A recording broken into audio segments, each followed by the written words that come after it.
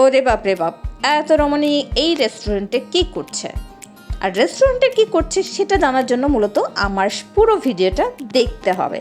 So hello everyone, সবাই কেমন আছেন? আশা করি সবাই ভালো আছেন। আমি পিও চলে আসলাম আপনাদের মাঝে আবারও ছোট্ট একটা ভিডিও নিয়ে। আর এত রমণী এই রেস্টুরেন্টে কি করছে সেটাও আমি জানিয়ে দেবো, তার জন্য আমার পুরো ভিডিওটা দেখতে হবে। আসলে ওই রেস্টুরেন্টে আমাদের ছোট্ট করে একটা পার্টি ছিল, মানে পার্টি বলতে বাসনা দিদির বার্থডে ছিল ওদিন 2রা ফেব্রুয়ারি। তো দিদি আমাদের জন্য ট্রিট দিয়েছে, সবাইকে দাওয়াত দিয়েছিল। তো আমরা সবাই এসেছিলাম। মূলত আসলে এইভাবে কোথাও মানে একসাথে আমাদের খাওয়া হয় না কোনো অকেশন ছাড়া।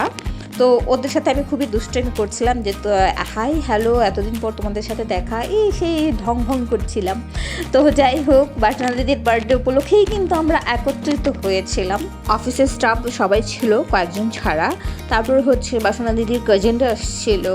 তো আমরা বেশ মজা করেছি ওদিন। এটা হলো বার্থডে গার্লের একমাত্র প্রিন্সেস, আর ওদিকে দিদি মানে ফটো সেশন করছিল বার্থডে কেকটা নিয়ে। আর এটা ছিল বাচ্চাদের খেলা। আর আমার ভিডিও করতে করতে এদিকে খাবার সার্ভ করে দেওয়া হয়েছে, মোটামুটি সবাই খাবার শুরু করে দিয়েছে, আর আমি ওদিকে ভিডিও নিয়ে ব্যস্ত ছিলাম। আসলে এটা একটু যদি মানে এই মোমেন্টটা যদি একটু ধরে না রাখা যায় তাহলে কি আর হয়? ট্রিট বলে কথা।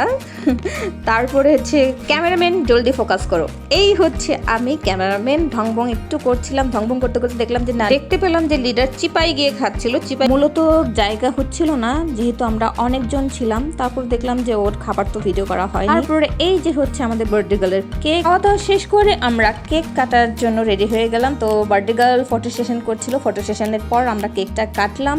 কেক কাটা পরেই আমরা যার যার গন্তব্যে চলে এসেছিলাম। আর আমার এই ভিডিওটাকে আপনাদের কাছে কেমন লেগেছে সবাই কমেন্টস বক্সে জানাবেন। তো সবাই ভালো থাকবেন, সুস্থ থাকবেন, টাটা।